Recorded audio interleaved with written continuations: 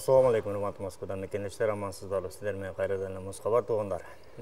Акыркы күндөрү бизде мекендештер көбүнчө курьерликке көп ишке кирип ошол жерде жумуш кылышып атат.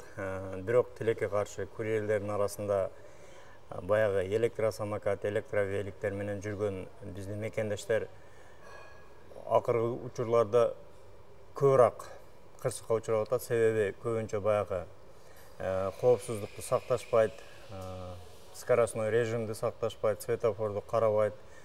Анткени көбүнчө баягы наушниктер тагып алат экен дагы, музыканы угуп, жолду карабай алаксып калып, көп кырсыкка учурап атат туугандар.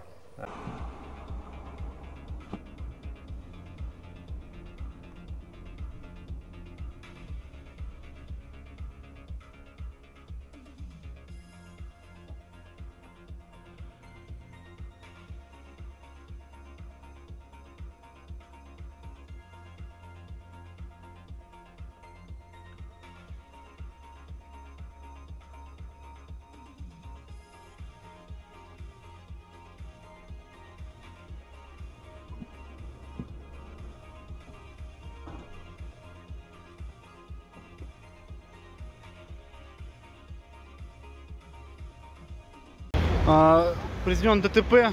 Мы ехали на зеленый цвет на светофоре. Слева был красный. Велосипедист выехал на дорогу и попал под машину. Свидетель есть, что мы не виноваты. Вторая магистральная.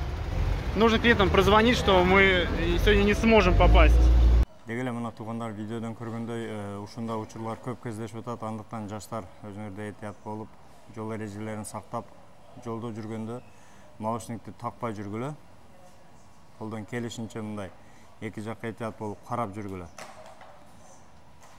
Дегеле бөтөн жерде бөйдөй кырсыктан Аллахым өзү сактасын. Өзүңөргө сак болгула, документке так болгула. Аны дагы бир айта кетчү нерсе, туугандар, документ маселеси боюнча только ушул номерлерге кайрылсаңыздар болот. Регистрация боюнча ушул номерлер гана иштейт.